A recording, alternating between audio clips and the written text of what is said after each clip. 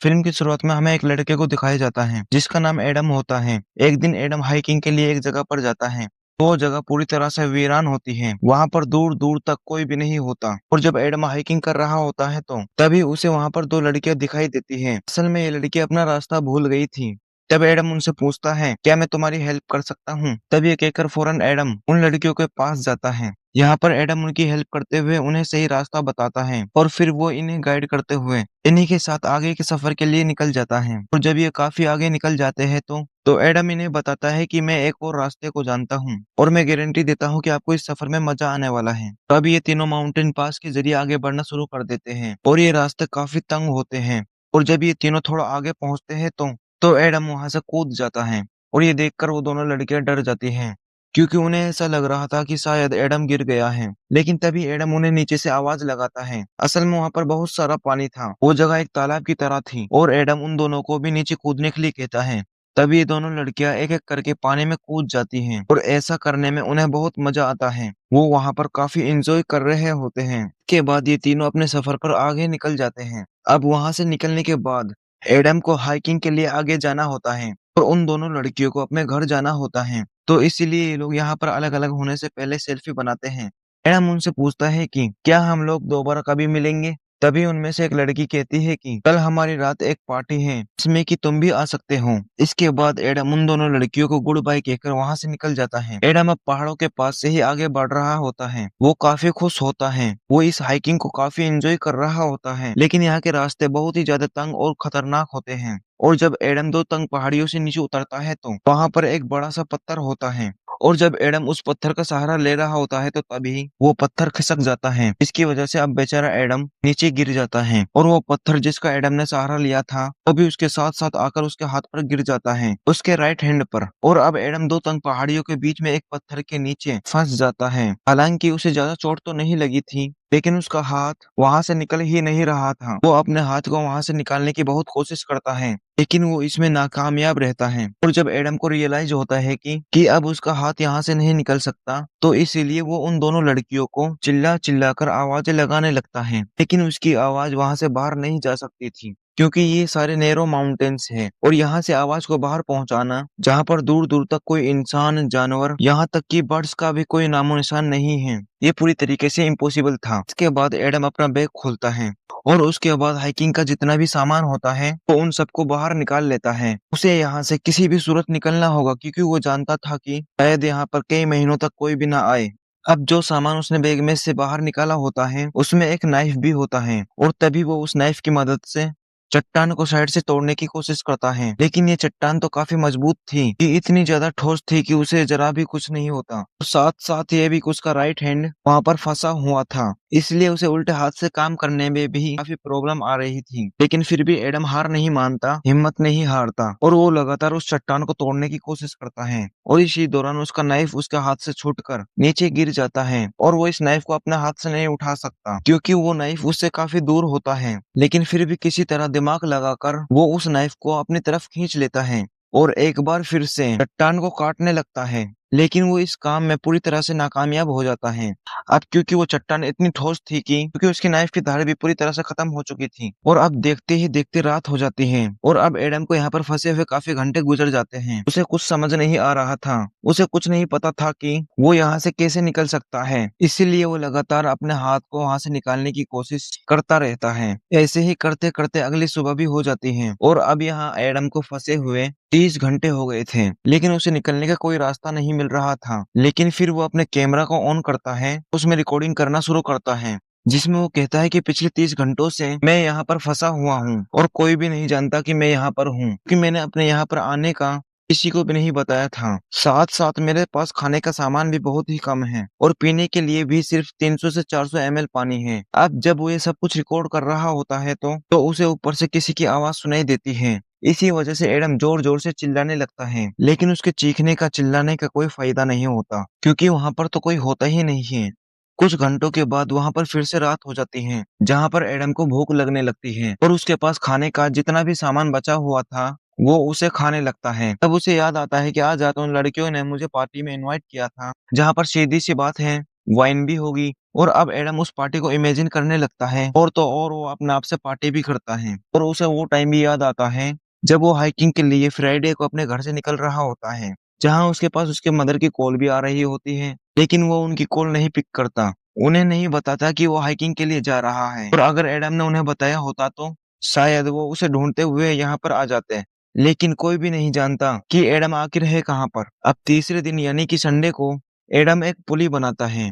वो रस्सियों के जरिए उस पत्थर को बांधता है जो पत्थर उसके हाथ के ऊपर पड़ा हुआ है, और रस्सी के दूसरे हिस्से से वो उस पत्थर को उठाने की कोशिश करता है। लेकिन इतनी स्ट्रगल करने के बावजूद भी वो पत्थर अपनी जगह से हिलता तक नहीं है। इसके बाद वो रस्सी के उस सिरे को अपने पाँव में फंसा कर पूरा जोर लगाकर उस पत्थर को हिलाने की कोशिश करता है, लेकिन इस बार भी कोई फायदा नहीं होता। मुसीबत तो बढ़ती जा रही थी क्योंकि 3 दिन हो गए थे और अब उसका पीने का पानी भी खत्म हो गया था। अब क्योंकि वो यहाँ पर फ्री है, उसके पास कोई काम नहीं है, इसलिए वो छोटी छोटी चीजों को भी नोटिस कर रहा था यहाँ पर। जैसे कि एक बर्ड ऊपर आसमान से उड़ रहा है, वो यहाँ से हिल भी नहीं सकता, और कभी कभी वहां पर कुछ खतरनाक चींटियां भी आती रहती हैं, और अगर वो उन चींटियों को मारकर खाना चाहता है तो उसे उनके आने का इंतजार करना होगा। और तो और इस माउंटेन पास में एडम को एक दिन में सिर्फ 20 मिनट ही धूप मिलती है, क्योंकि उसके बाद धूप तो वहां से चली जाती है।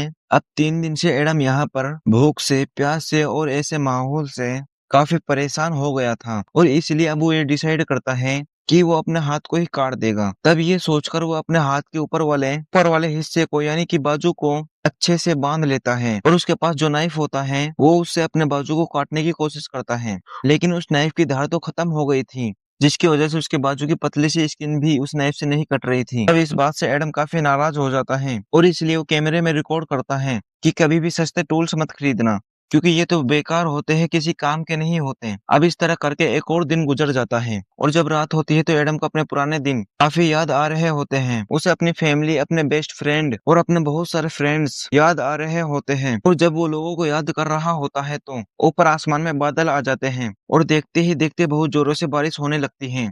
क्योंकि एडम के पास पानी खत्म हो गया था, इसीलिए वो अपनी बोतल में पानी भरने लगता है, और उन तंग माउंटेन्स में भी पानी आने लगता है जहाँ पर एडम फंसा हुआ था। और अब देखते ही देखते पानी का लेवल बढ़ता जा रहा था, जिसकी वजह से एडम उसमें डूबना शुरू हो जाता है। अब क्योंकि पानी में ग्रेविटी कम होती है, इसलिए हम भारी से भारी चीज को भी आसानी से उठा सकते हैं। तब एडम भी पानी के अंदर जाकर उस पत्थर को उठाने की कोशिश करता है, और काफी मुश्किलों के बाद वो उस पत्थर को उठा लेता है। तो एडम वहां से निकलकर अपनी गाड़ी की तरफ भागता है, वो अपनी गाड़ी में बैठकर उस जगह से निकल जाता है। लेकिन ये सब कुछ एक सपना था उसका, क्योंकि ऐसा कुछ नहीं होता। अभी भी वो उन्हीं माउंटेन्स पास में फंसा हुआ था, और वो एक बार फिर से जोर जोर से चिल्लाने लगता है, क्योंकि उसे यहाँ पर फंसे हुए काफी दिन हो गए थे, इसीलिए उसे अजीब तरह के हेलुसिनेशन होने लगते हैं। एडम को यहाँ पर फंसे हुए 5 दिन हो गए थे, तो ये होता है उसका छठा दिन। इसलिए उसका बिहेवियर, उसका मेंटल बैलेंस काफी चेंज हो जाता है। वो अपने आप से बातें करता है, कमेंट्री करता है, हंसता है, और ये भी बताता है कि अगर उस दिन मैंने अपने मदर की कॉल रिसीव की होती, उन्हें मैंने बताया होता कि मैं यहाँ पर आ रहा हूँ, तो शायद आज मैं यहाँ पर फंसा हुआ ना होता।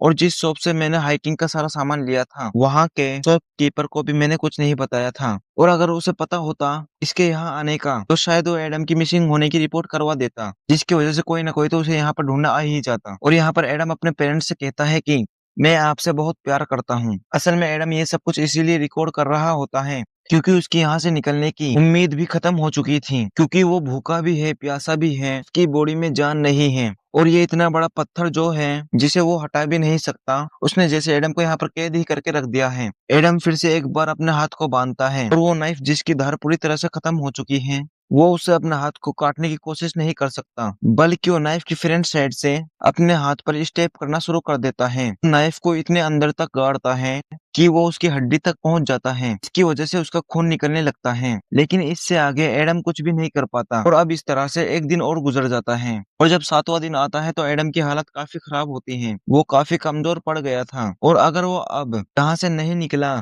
तो वो बच नहीं पाएगा। तब यहाँ पर एडम ये भी सोचता है कि शायद ये पत्थर पूरी जिंदगी से मेरा ही इंतजार कर रहा है। जब से मैं पैदा हुआ हूँ, ये माउंटेन पास मेरा ही इंतजार कर रहा था, और शायद मेरी डेस्टिनेशन यही है। अब वो वहाँ चट्टान पर रेस्ट इन पीस लिख देता है, और साथ साथ अपनी डेट ऑफ बर्थ भी लिखता है, और अपना नाम भी, क्योंकि अब उसे यकीन आ चुका था कि वो यहाँ से जिंदा बचकर वापस नहीं जा पाएगा। साथ साथ उसकी पूरी हिम्मत टूट चुकी थी, काफी कमजोर भी हो गया था। फिर नेक्स्ट डे यानी 7वें दिन जब उसे हल्का सा होश आता है तो उसे कुछ विजन्स दिखाई देने लगते हैं। तब उस विजन में उसे एक छोटा बच्चा दिखाई देता है जो कि असल में एडम का फ्यूचर सन होता है। तब एडम देखता है कि वो अपने बच्चे के साथ खेल रहा है, इसकी वजह से वो इमोशनल हो जाता है और अब उसके अंदर एक पावर डेवलप होती है, तो इसलिए वो अपने फंसे हुए हाथ को अपोजिट साइड पर पुश करना शुरू कर देता है। ऐसा करके वो अपने हाथ की हड्डी को तोड़ देता है और उसके पास जो चाकू होता है उस पर भी उसने धार लगा ली होती है। तो अब आहिस्ता आहिस्ता करके